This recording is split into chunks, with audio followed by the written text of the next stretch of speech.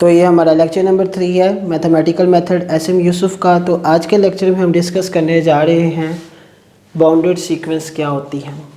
ठीक है, तो इसको समझने के लिए हमें सबसे पहले पता होना चाहिए कि अपर बाउंड और लोअर बाउंड क्या होता है। तो लोअर बाउंड देख लेते हैं हम। A sequence is called lower bound. एक सीक्वेंस हम लोअर उसको कह सकते हैं कि वो क्या है, लोअर बाउंड है इफ़ अगर देर एग्जिस्ट। अब ये ना कुछ ना हमारे मैथमेटिक्स में हमारे साइंस इस्तेमाल होते हैं, तो एज ए मैथमेटिशियन आप हमें ये ना साइंस का पता होना चाहिए। मतलब यानी अगर हम बात करते हैं, ये जो साइन है इसका मतलब होता है फॉर ऑल, इसका मतलब होता है बिलोंग्स टू, ये greater less, greater or equal, less or equal. इसी तरह इसका होता है देर एग्जिस्ट, इसका होता है सच दैट। और भी काफ़ी सारे ये सिंबल्स हैं, तो इनका हमें ना मतलब पता होना चाहिए। तो क्योंकि हमारा इनसे काफ़ी वास्ता पड़ता रहता है, तो इनका पता हो तो ज़्यादा बेहतर है। तो कहता है देर एग्जिस्ट, अगर एक ऐसा एक रियल नंबर इसमें पाया जाए, there exist a real number m, एक ऐसा एक रियल नंबर m पाया जाए सच दैट, इस तरह कि वो हमारा जो सीक्वेंस है ना वो बड़ा हो उस m से।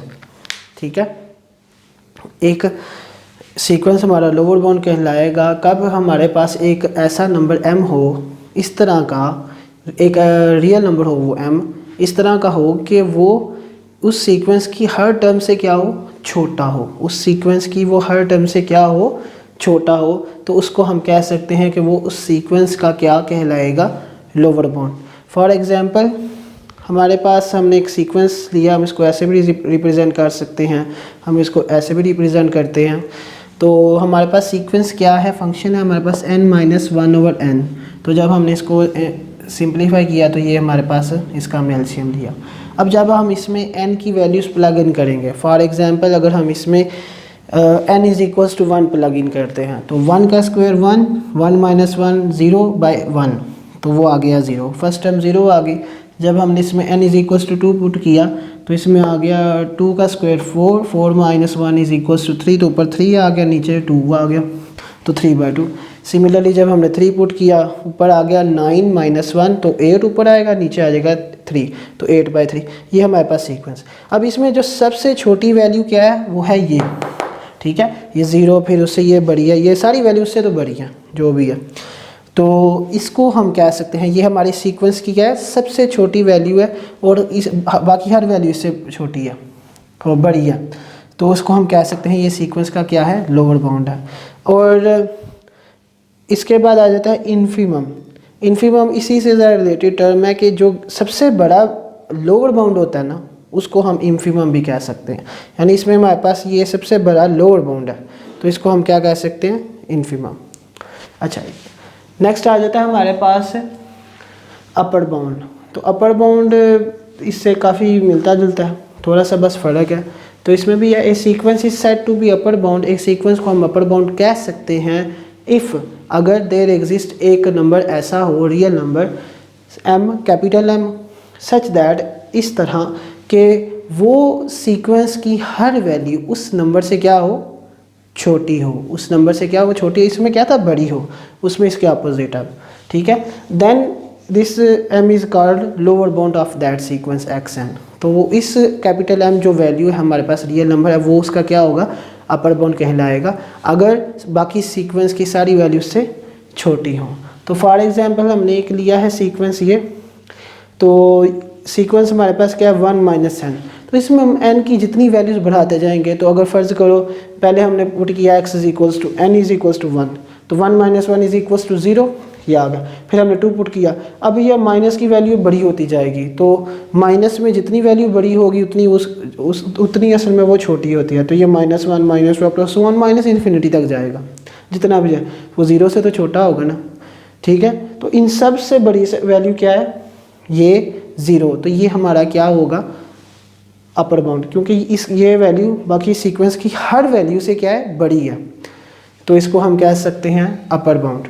तो जो इसी से रिलेटेड टर्म है एक सुप्रीमम। सुप्रीमम क्या होती है, लीस्ट अपर बाउंड, जो सबसे छोटा अपर बाउंड होता है उसको हम क्या कहते हैं, हमारा सुप्रीमम। नेक्स्ट हमारा लास्ट आ जाता है जिसके लिए हम ये सब स्टडी किया है वो है हमारे पास बाउंडेड सीक्वेंस। बाउंडेड सीक्वेंस क्या होते हैं कि जो कि अपर बाउंड भी रखते हो और लोअर बाउंड भी रखते हो। आप ज़रा गौर करें, ये वैल्यू हमारे पास इंक्रीज़ हो रही थी अप टू इन्फिनिटी, यानी कोई हद नहीं है। इसमें स्टार्टिंग पॉइंट है, एंडिंग पॉइंट का हमें नहीं पता।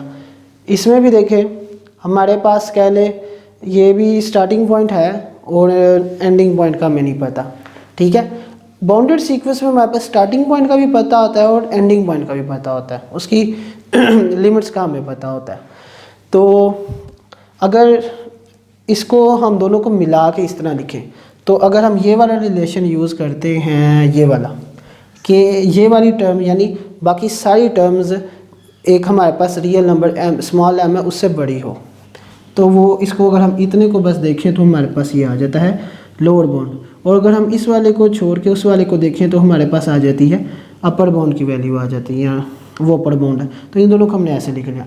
अब मैं कहता हूँ कि ये जो हमारे पास स्मॉल m है ना, ये कैपिटल -m के बराबर है, ठीक है, क्योंकि वो नेगेटिव उससे तो छोटा ही होगा, ठीक है। तो इसको हम ग्राफ की शक्ल में इस तरह लिख सकते हैं कि ये हमारे पास कह लें, ये हमारे पास लोअर बाउंड है, ये हमारे पास अपर बाउंड है। तो लोअर बाउंड से वो शुरू हो सीक्वेंस और अपर बाउंड तक जाए, यानी अपर बाउंड से छोटी हो लेकिन लोअर बाउंड से बड़ी हो, इन दोनों के दरमियान में ही पाई जाए, तो इस सीक्वेंस को हम क्या कह सकते हैं, बाउंडेड सीक्वेंस को कह सकते हैं, ठीक है। तो फॉर एग्जांपल हमारे पास एक एग्जांपल है, हमारे पास ट्रिग्नोमेट्रिक फंक्शंस हम ले लेते हैं। ये हमारे पास एग्जांपल आ जाती है साइन की रेंज होती है -1 से +1। सिमिलरली जब हमने इसकी वैल्यू, अगर ये हमने सीक्वेंस लिया था, प्रीवियस एग्जांपल भी हमने एक डिस्कस की थी, तो उसमें हमने लिया था सीक्वेंस हमारे पास क्या हो 1/n। तो उसमें भी हमारे पास n 1 से शुरू करेंगे, 1/1 1 से बराबर होगा, तो 1 और 0 के दरमियान कोई वैल्यू आएगी, ठीक है। इसको अगर ग्राफ की शक्ल से भी देखें, यानी 1/n है हमारे पास, तो इस साइड पे हम 1/n लेंगे, इस साइड पे n लेंगे। तो इधर अगर वैल्यू 0 है, ठीक है, इधर वैल्यू 0 है तो इसकी वैल्यू इन्फिनिटी है। इधर अगर वैल्यू 1 है तो इधर वैल्यू 1 है, इधर वैल्यू 2, इधर वैल्यू छोटी, इधर वैल्यू 3 और छोटी छोटी छोटी छोटी होते हुए कहाँ तक अप्रोच करेगी, वो 0 को ही अप्रोच करेगी, यानी वो 1 से लेके 0 तक बाउंड रहेगी, ठीक है। तो इस तरह की सीक्वेंसेस को हम कह सकते हैं बाउंडेड सीक्वेंस है, जो कि अपर बाउंड भी रखती हों और लोअर बाउंड भी रखती हों, दोनों के दरमियान में। अपर बाउंड से वो बड़ी नहीं होनी चाहिए, अपर बाउंड से वो छोटी होनी चाहिए, और लोअर बाउंड से वो बड़ी होनी चाहिए। तो ये था हमारा आज का लेक्चर। तो उम्मीद करता हूँ आपको समझ लग गई होगी। तो इंशाल्लाह मिलते हैं नेक्स्ट लेक्चर में, तब तक के लिए अल्लाह हाफिज़।